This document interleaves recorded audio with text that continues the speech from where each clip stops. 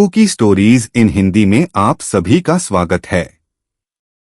दोस्तों, अगर आप लोग इस चैनल पर नए हो तो इस चैनल को सब्सक्राइब कर लीजिए। जाकर हमारी दूसरी कहानियों जरूर देखें और सुने, आप लोगों को बहुत मजा आएगा। चलिए बढ़ते हैं हमारी कहानियों की ओर। दोस्तों, हमारी आज की कहानी विकास की है। चलिए उनकी कहानी शुरू करते हैं। मेरा नाम विकास है। ये कहानी मेरे एक दोस्त हर्ष की है, जो याद करने पर आज भी मेरा दोस्त हर्ष डर के मारे जम जाता है। उस समय की है जब मैं, हरीश और राजेंद्र एक कॉलेज में पढ़ा करते थे। हर्ष बहुत ही चंचल स्वभाव का था। उसे सब कुछ जानना पसंद था। एक बार हम शाम के करीब 8 बजे हॉन्टेड मूवी देखकर लौटे, तभी बातों ही बातों में हमने भूत प्रेत की बात शुरू कर दी। वो बिल्कुल नास्तिक था। ना वो भगवान में विश्वास रखता था और ना ही भूत प्रेत में। फिर जब राजेंद्र ने कहा, क्यों हर्ष, तुझे भूत से डर नहीं लगता? तभी हर्ष बोला, भूतों से किसे डर लगता है? मैं तो चाहता हूं कि कोई भूत मुझे मिले, तब मुझे यकीन हो जाएगा कि सच में भूत होते हैं, और अगर भूत नहीं मिलेंगे तो ज्यादा अच्छा रहेगा। ये बोलकर वो जोर जोर से हंसने लगा।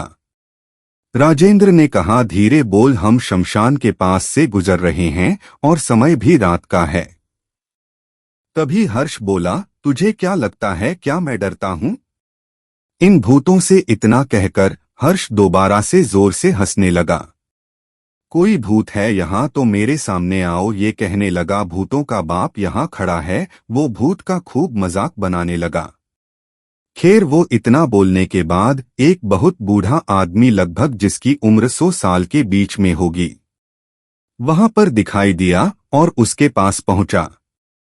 उस बूढ़े आदमी ने हर्ष की तरफ एक डरावनी हंसी देते हुए कहा, क्यों बेटा, तुम्हें भूतों से डर नहीं लगता? हर्ष ने कहा, भूतों का राजा हर्ष है, मुझे भूत से क्या, किसी चीज से डर नहीं लगता। ये कहकर वो और भी हंसना चाह रहा था, लेकिन बूढ़े आदमी ने कहा, ठीक है, तो तुम में बहुत हिम्मत है और निडर भी हो। हर्ष ने कहा, हाँ हाँ बेशक। फिर उस बूढ़े आदमी ने कहा, ठीक है, तो क्या तुम इस शमशान में एक रात बिता सकते हो? ऐसा उस आदमी ने हर्ष से पूछा।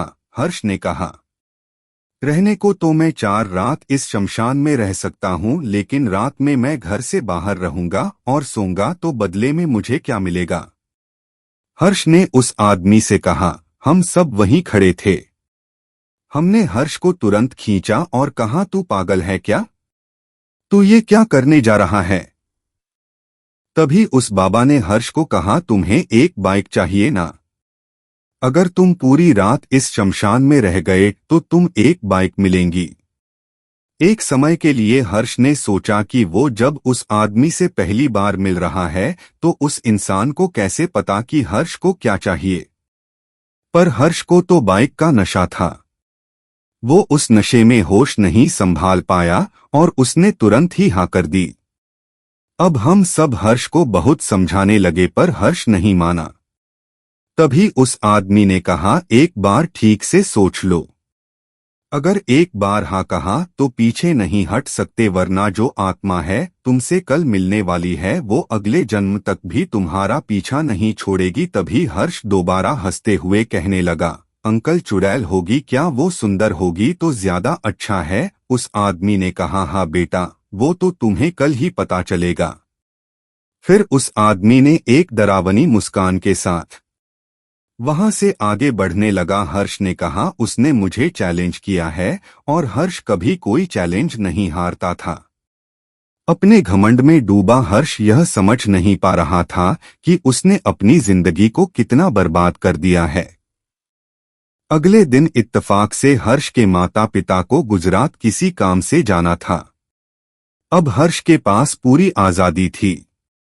उस रात हर्ष, हम सारे दोस्त और वो बाबा भी मिले। उस बाबा ने कहा, अपनी मौत की तारीख पक्की करके आए हो ना? और आखिरी बार सबसे मिल तो लिया है या नहीं? हर्ष ने कहा, मेरी छोड़ो, अपनी गाड़ी रखी है ना, वो याद रखना। ये कहकर वो उस आदमी की ओर आगे बढ़ा। फिर दोबारा से कहा, लाओ चाबी तो दे दो। उस बाबा ने तुरंत उसे गाड़ी दिखाई और उसकी चाबी उसके हाथ में दे दी। उस आदमी ने हर्ष से कहा, ये रही चाबी, अगर अपने पैरों पर तुम चलकर आए तो ये गाड़ी तुम्हारी हो जाएगी। ऐसा कहकर वो बाबा वहां से चले गए। हम लोगों ने हर्ष को बहुत रोका पर हर्ष किसी की सुन ही नहीं रहा था। हर्ष तुरंत श्मशान घाट के अंदर गया और दरवाजा बंद कर लिया। अब हम सब कुछ नहीं कर सकते थे। हर्ष को टॉयलेट लगी तो वहीं एक अस्थियों के पास जाकर उसने टॉयलेट कर दी। अब हमें पता था हर्ष का बचना नामुमकिन है, क्योंकि श्मशान घाट में अकेले जाकर रुकना ऐसा है जैसा कि मौत से खेलना। हम सब वहीं खड़े थे। रात के 10 बज गए थे और हमें घर भी जाना था।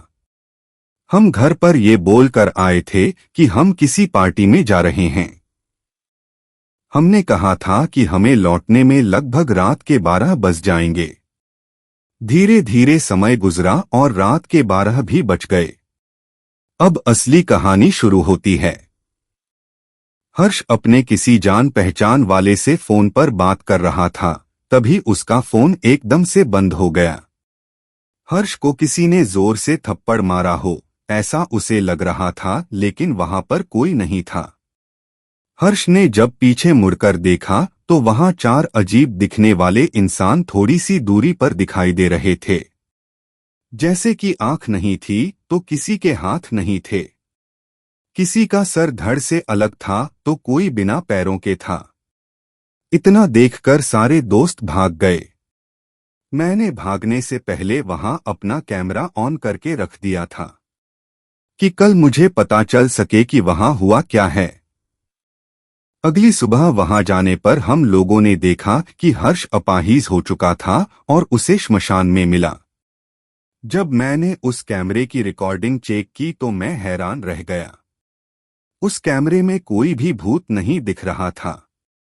सिर्फ हर्ष को बुरी तरीके से पीटा जा रहा था। हर्ष हर 10 मिनट में एक जगह से दूसरी जगह फेंका जा रहा था। हर्ष को जब हम अस्पताल ले गए तो डॉक्टर्स ने कहा कि इसे बुरी तरीके से चोट लगी है। पर चौंकाने वाली बात यह थी कि हर्ष जिंदा कैसे था। 15 दिन हॉस्पिटल में रहने के बाद हर्ष थोड़ा ठीक हुआ। हम उसके घर गए, तब जो हर्ष ने बताया वो सुनकर हमारे तो होश उड़ गए। उसने बताया उस रात वो उसे पीटने वाला कोई और नहीं बल्कि वही बूढ़ा व्यक्ति था। उसने बताया जिसके अस्थियों के पास जाकर उसने टॉयलेट किया था। उसने अपना बदला लिया। हर्ष को दिखाई नहीं दे रहा था कि कौन उसे मार रहा है, लेकिन सारी रात वो दर्द से तड़पता रहा। हर्ष को लगा कि अब सब ठीक हो जाएगा, पर अभी तो शुरुआत भी नहीं हुई थी और ये खेल जितना आसान वो समझ रहा था उससे कई ज्यादा खूंखार था। हर्ष ने उसके मम्मी पापा को बताने से मना किया, क्योंकि अगर उन्हें पता चलता तो हर्ष की उसके पापा से ही दोबारा पिटाई हो जाती। खैर, हमने जाते जाते उससे कहा, हर्ष तो वो गाड़ी बेच दे जो उसने तुझे दी थी। हर्ष ने तुरंत ही उस गाड़ी को बेच दिया, लेकिन शायद वो डर कुछ ज्यादा गया था। इस वजह से उसने वो गाड़ी के पैसे भी नहीं लिए। हर्ष से जिसने वो गाड़ी खरीदी थी 2 दिन बाद एक एक्सीडेंट में मौत के घाट उतर गया। हर्ष को जब पता चला तब वो और भी ज्यादा डर गया। उसने शुक्र मनाया कि उसने गाड़ी नहीं चलाई। खैर, इतना कष्ट होने के बाद भी उसके नसीब में गाड़ी नहीं थी। अब उसके पास अफसोस के अलावा कुछ नहीं बचा था। अब हर्ष के साथ ऐसा होना शुरू हुआ जो डर को भी डरा दे। हर्ष रात को बहुत चिल्लाता, वो डरता और कहता कि जब वो सोता है तब उसका कोई गला दबाता है, उसे कोई मार देना चाहता है। ये एक बार की बात नहीं थी। हर रात उसके साथ ऐसा ही होने लगा था। हर्ष की आंखें लाल हो जाती थी। कभी वो बिस्तर पर ही टॉयलेट कर देता। डर के मारे तो कभी अगर उठकर हड़बड़ी में टॉयलेट जाने की सोचता तो ऐसा लगता कि कोई उसके पैरों में पैर डालकर गिरा दे रहा है। जिंदगी उसकी पूरी तरह से खराब हो चुकी थी। फिर मैंने और मेरे दोस्तों ने उसके माता पिता को सब बता दिया। तब जाकर उन लोगों ने तांत्रिक को बुलाया। हम सब ने हर्ष को बांध कर रखा था। उस तांत्रिक ने हमें बताया कि हर्ष ने उन आत्माओं का जब मजाक बनाया तब वो सारी आत्माएं उसी पेड़ पर थी जिसके नीचे वो बोल रहा था, और उसने टॉयलेट उस अस्थियों के पास जो किया था, जिस वजह से 7 आत्माएं की प्यासी हो गई है। वह सब या तो इसके शरीर को अपना घर बना लेगी या फिर इसके शरीर को बुरी तरह से बर्बाद कर देगी। फिर उन्होंने कहा, अब इसे उन आत्माओं से सिर्फ एक ही इंसान बचा सकता है। सबने पूछा कि वो कौन है। तांत्रिक बाबा ने कहा, इस पहाड़ी की घाटी की ओर संत मृत्युंजय नाम के बहुत बड़े कालज्ञानी रहते हैं। अगर वो इस काम को कर पाए तब ठीक है, वरना ये कभी ठीक नहीं हो पाएगा, ना ही तो इस जन्म में और ना ही अगले जन्म में। अगली सुबह सब उस पहाड़ की घाटी के पास उस बाबा के पास गए। उस बाबा ने बिना कुछ सुने सब कुछ बता दिया। उसने कहा कि वो फिक्र ना करें, उसे कुछ नहीं होगा। उन्होंने कहा, हर्ष ने श्मशान घाट में उन आत्मा का मजाक बनाकर उनकी बेइज्जती की है, और इसने जब पेशाब उस हस्तियों के पास किया तो और भी बड़ी गलती कर दी।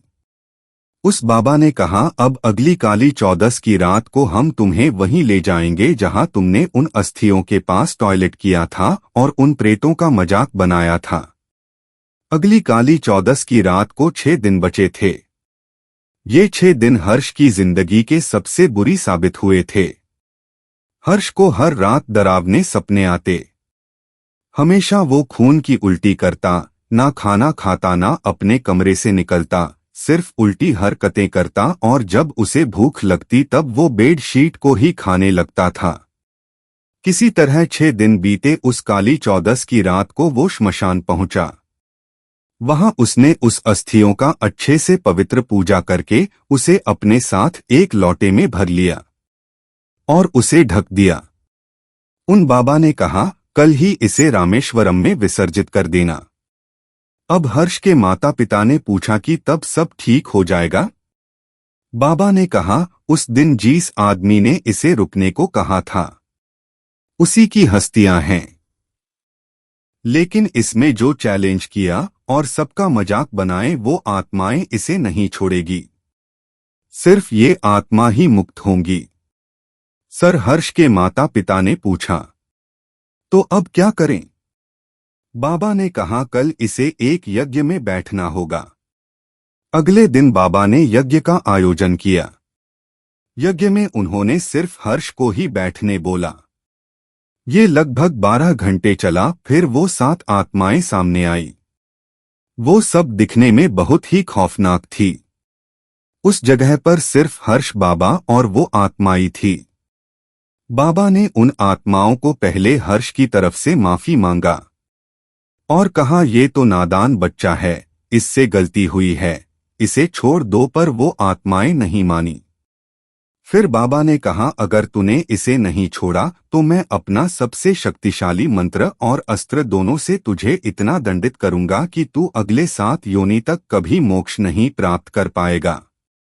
फिर बाबा ने उनसे युद्ध किया और अंत में वो आत्माओं को हर्ष को छोड़ने के लिए मजबूर होना ही पड़ा। वो तो हर्ष की किस्मत थी कि उसे वो बाबा मिल गए, नहीं तो पता नहीं हर्ष का क्या होता। तो दोस्तों, आप सभी से भी निवेदन है कि कभी आप भी अनजाने में ऐसी कोई चीजों को एक्सेप्ट नहीं करना जो चीजों से आगे चलकर आप ही को बहुत दिक्कत हो। दोस्तों, ये थी पहली कहानी। बढ़ते हैं अगली कहानी की ओर। दोस्तों, हमारी अगली कहानी एक श्रापित घर की है। ये कहानी एक सच्ची घटना पर आधारित है। क्या हो अगर आप जिस घर में रह रहे हो उसके नीचे सैकड़ों लोगों का मरा हुआ शरीर हो। सुनने में ही काफी ज्यादा खौफनाक लगता है, तो जरा सोचिए अगर सच में ऐसा हुआ तो क्या होगा। ये कहानी रणधीर की है। ये बात की है जब रणधीर की नई नई शादी हुई थी। रणधीर अब बस कहीं सेटल होना चाहता था। रणधीर को कोलकाता शहर में एक खूबसूरत बंगला मिला। उसे वो बहुत पसंद था। उस घर का कीमत भी बहुत कम था क्योंकि दूसरे घरों का दाम उसके मुकाबले काफी ज्यादा था। वो बंगला दिखने में काफी सुंदर और काफी बड़ा था। बस प्रॉब्लम इस बात की थी कि वो बंगला बहुत सुनसान इलाके में था और उस बंगलों के ठीक पीछे बहुत बड़ा और घना जंगल था। रणधीर को बहुत से लोगों ने वहां प्रेत होने की बात बताई थी, पर उसे सिर्फ अपना फायदा ही दिखाई दे रहा था। सबने उसे कहा कि वो घर ठीक नहीं है। कुछ लोग उसे श्रापित घर भी कहते थे। वहां एक युद्ध में कई सारे लोगों की हत्या कर दी गई थी और कुछ लोगों का तो ऐसा कहना था कि उसी युद्ध में कई सारे लोगों को उसी घर के नीचे जिंदा दफनाया जा चुका था। वहां जो भी रहता है वो दुनिया में नहीं रहता, और अजीब बात तो ये थी कि वहां कोई नौकर या केयरटेकर भी काम नहीं करना चाहता था। रणवीर जब अपनी पत्नी प्रिया को वो बंगला दिखाने के लिए लेकर गया तब प्रिया ने उससे कहा, रणधीर, अगर ये बंगला इतना ही अच्छा है तो अब तक इसे किसी ने खरीदा क्यों नहीं है, और उसकी कीमत इतनी कम भी है। रणधीर ने कहा, होएगा कोई ना कोई वजह। हमें क्या, हमारे लिए तो अच्छा ही है। हमें कम कीमत में अगर मिल रहा है तो और क्या चाहिए। प्रिया ने कहा, वो सब ठीक है, लेकिन फिर भी ये जगह थोड़ी अजीब नहीं लग रही। रणधीर ने कहा, क्या अजीब है। बस थोड़ा शहर से दूर है और जंगल की वजह से तुम्हें ऐसा लग रहा होगा। रणधीर ने प्रिया से कहा, ठीक है, हम कुछ समय यहाँ रहेंगे और उसके बाद अगर तुम्हें पसंद नहीं आया तो हम यहाँ से दूसरी जगह शिफ्ट हो जाएंगे। अगले हफ्ते रणधीर और उसका परिवार उस घर में शिफ्ट हो गया। रणधीर के परिवार में उसकी पत्नी प्रिया, उसकी बेटी पूजा जिसकी उम्र लगभग 9 साल की थी, और उसका एक छोटा बेटा विराज जिसकी उम्र को 7 साल की होगी। 2 हफ्ते तक सब कुछ ठीक रहा, पर उसके बाद वही हुआ जो होना था। कहते हैं, होने को कौन टाल सकता है। घर के बेसमेंट से अजीब अजीब सी चिल्लाने की और रोने की आवाजें आने लगी। लेकिन अजीब बात तो ये थी कि ये आवाजें सिर्फ प्रिया को ही सुनाई देती थी। जब भी प्रिया रणधीर को ये बात बताती तब रणधीर रिया का वहम समझकर बात को टाल देता। एक दिन प्रिया घर पर अकेली थी। बच्चे स्कूल गए हुए थे और रणधीर ऑफिस गया हुआ था। प्रिया को बार बार कोई आवाज दे रहा था। उसे कोई जंगल से अपनी ओर बुला रहा था। पहले तो प्रिया डर गई, पर अब वो आवाजों के पीछे जाने का निर्णय ले चुकी थी क्योंकि उस आवाजों से उसका सर दुख रहा था। तो वो तुरंत उस जंगल में गई जहां से वो आवाजें आ रही थी। थोड़ी दूर आगे जाने पर वो आवाजें आना बंद हो गई। प्रिया जैसे ही पीछे मुड़ी उसने देखा कि एक औरत उसे गोरे जा रही थी। औरत बहुत खराब दिख रही थी और उस औरत की टांग उल्टी थी। दिखने में वो औरत किसी डायन से कम नहीं दिख रही थी। अब वो औरत धीरे धीरे प्रिया की तरफ आगे बढ़ रही थी। प्रिया तुरंत वहां से भागने लगी। अचानक वो एक आदमी से टकराई जो अपने हाथ में चाकू लिए खड़ा हुआ था। वो आदमी भी क्या बल्कि एक प्रेत आत्मा ही था। प्रिया को अब समझ नहीं आ रहा था कि वो इस सिचुएशन में क्या करें। प्रिया फौरन बंगले की तरफ भागी और उसने अंदर से दरवाजा बंद कर लिया। करीब आधे घंटे के बाद प्रिया प्रिया करते हुए रणधीर की बाहर से आवाज आने लगी। प्रिया ने तुरंत ही दरवाजा खोला, लेकिन जैसी ही प्रिया ने दरवाजा खोला तभी प्रिया का फोन बजा। वो फोन रणधीर का था तो तुरंत समझ गई कि ये रणधीर नहीं बल्कि उसकी शक्ल में कोई और है। प्रिया इतना सब सोच ही रही थी, उसी समय एक अनजाने हवा ने रिया के शरीर में प्रवेश कर लिया। प्रिया उसी समय बेहोश हो गई। फिर उसके बच्चे स्कूल से घर लौटे और उन्होंने प्रिया को उठाया। उसके बेटे विराज ने तुरंत रणधीर को फोन लगाया और रणधीर भी दौड़ा दौड़ा घर पहुंचा। जब उसने प्रिया की ये हालत देखी तो उसने तुरंत उसे एक हॉस्पिटल में लेकर गया। डॉक्टर्स की रिपोर्ट के मुताबिक सब नॉर्मल था। डॉक्टर्स ने रणधीर से कहा कि थकान ज्यादा होने की वजह से प्रिया को हल्की सी चक्कर आ गई होगी और कुछ नहीं है। वो दोबारा से प्रिया को घर ले आए और उसे थोड़ा आराम करने के लिए कहने लगे। लेकिन अब प्रिया के अंदर कुछ बदलाव आ चुका था। प्रिया घर जाकर अजीब अजीब हरकतें करने लगी। तभी बिना बात पर ही अपने बच्चों पर भड़क जाती तो कभी रणधीर पर। प्रिया कभी उल्टा चलने लगती और कभी खुद के बाल चबाने लगती। रणधीर को इतना सब पता ही नहीं था। एक दिन उसके बच्चे ने उसे सब कुछ बताया पर रणधीर ने उसे बच्चा समझकर उसकी बातों पर विश्वास नहीं किया। अब ये हर दिन का हो चुका था। प्रिया को खाने में कच्चा मांस ज्यादा अच्छा लगता था, जबकि पहले प्रिया इन सब चीजों को देखती भी नहीं थी, उसे मांस से एलर्जी थी। एक दिन रणधीर ऑफिस से घर आया और वो सोने के लिए अपने कमरे में जाने लगा। तभी अचानक एक बहुत बड़ा हाथ जमीन के अंदर से निकला और रणधीर के पैरों को जोर से जमीन की तरफ खींचने लगा। रणधीर जमीन के अंदर धंसता जा रहा था। तभी उसने प्रिया को आवाज लगाई पर अब जो हुआ वो देखकर हैरान रह गया। उसने देखा कि प्रिया ने सिर्फ एक हाथ से रणधीर को इतनी नीचे फंसे होने के बावजूद बाहर निकाल दिया था। रणधीर को अब डर का एहसास हो रहा था और प्रिया के हाव भाव भी पूरी तरह से बदल चुके थे। उसे अब प्रिया पहले से कुछ अलग लगने लगी थी। अब वो समझ चुका था कि इस शरीर में प्रिया नहीं कोई और है। प्रिया रात को कमरे से बाहर गायब हो जाती है। कभी वो जंगल की तरफ जाते हुए दिखती तो कभी गार्डन में अकेले बैठी हुई। ऐसा लगता है कि काला जादू की कुछ क्रियाएं कर रही है।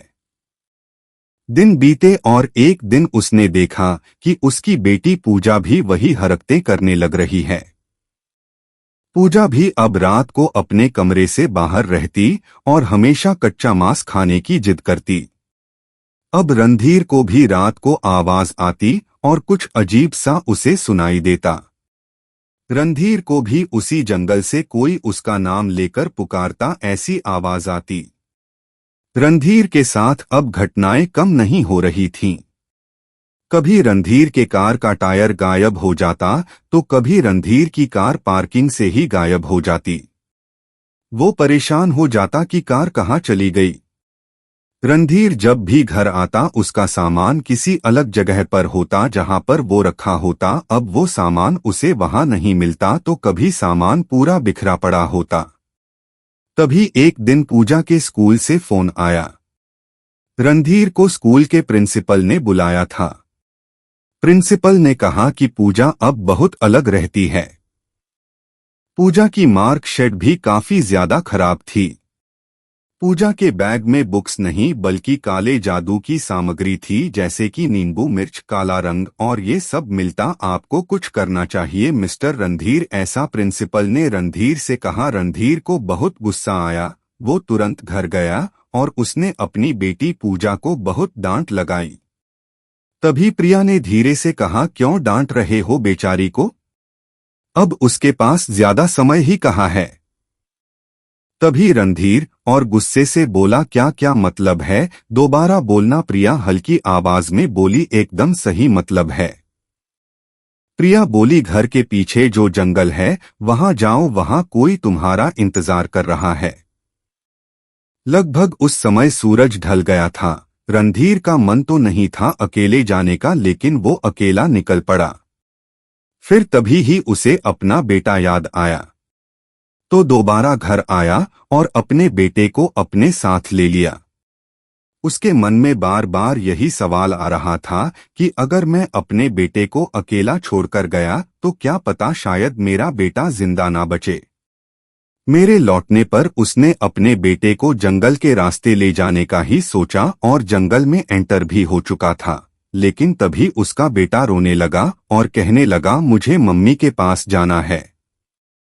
रणधीर मजबूर हो चुका था। यही नहीं बल्कि उसके बेटे ने उसके कंधे पर काट भी लिया था। पापा मुझे मम्मी के पास जाने दो। रणधीर कुछ समय के बाद जंगल से दोबारा लौटकर आया क्योंकि अब उसे वहां पर कोई नहीं दिखा। जब वो घर पर आया तो उसने देखा कि उसके बेटे की लाश सामने पड़ी थी। अब रणधीर को सब समझ आ गया था। रणधीर अब चिक चिक कर अपने परिवार को बुला रहा था, तभी उसने देखा कि उसकी पत्नी जो थी और उसकी बेटी पूजा जो थी वो एक बहुत ही खतरनाक चुड़ैल बन चुकी थी और धीरे धीरे रणधीर की तरफ आगे बढ़ रही थी। वो तुरंत ही वहां से भागा और उस बंगले से बाहर निकलकर मेन रोड की तरफ अपनी जान बचाने के लिए भागा। अब जो हुआ वो और भी डरावना मंजर था। रणवीर ने देखा कि जब वो उस बंगले से दूर चला गया तो उसने दोबारा वहां से पीछे मुड़कर ये देखा कि बंगले के आसपास जितनी भी जमीन थी उस जमीन में से सैकड़ों हाथ निकल रहे थे। और ये देखकर वो इतना घबरा गया कि वो और जैसी ही आगे भागा कि उसका एक्सीडेंट हो गया। डॉक्टर्स का तो ये कहना था कि रणधीर का बचना अब मुश्किल ही है, लेकिन वो कुछ समय के बाद लगभग 2 से ढाई महीने के बाद रिकवर हुआ और फिर बिल्कुल ठीक हो गया। उसके बाद रणधीर दोबारा कभी शादी नहीं किया और अब वो अपने माता पिता के साथ ही रहने लगा।